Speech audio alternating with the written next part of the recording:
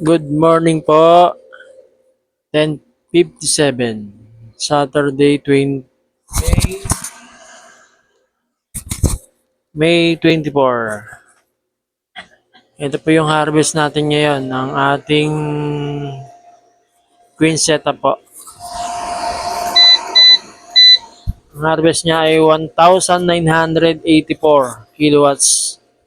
Ang load ko po ay 1,701.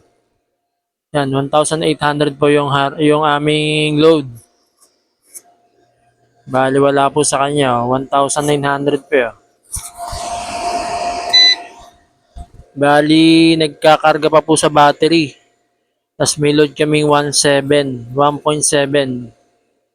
Nagkakarga pa siya sa battery. Bali po yung nakaload yan aircon po na 0.5. Saka isang 1 horsepower na aircon po ang nakaload dito. Saka yung rep namin hindi inverter, mga electric fan, wifi. Yan po, ito po yung rep na hindi inverter.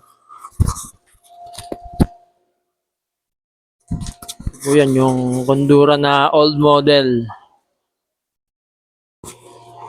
At po yung aming 1 horsepower na aircon. Ito po, binuksan ko po dito sa taas. Naka-open po yung kwarto. Ayan po. 1 horsepower po to. Ayan. Ito po. Kayang-kaya po ni Queen setup po. May kasabay pa po mga electric fan yan. Ayan po. May mga electric fan pa po yan. Bali, papakita ko po sa inyo yung panel ko. Ayan po yung mga electric fan na kasabay niya. Tigi-tigisa pa yung mga aso ko. Pakita ko po sa inyo yung aming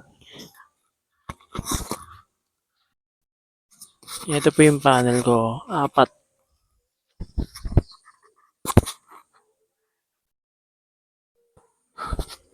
Yan, 4 na panel po yung nakakabit kay Queen. Kay Queen setup po. Yan, tigi-tigisa po yung mga aso namin ng electric fan. Yan po, dalawa pa nga po electric fan ni Casper. Inopen namin yung kwarto para lumabas po yung lamig ng 1 horsepower. Yan po, napakalamig. Sulit po, libre. Libre po yan. Wala po kaming Meralco pag araw. 0 Meralco kami sa araw. 2 aircon, mga electric fan, rep. Yan po yung mga gumagana sa kanya.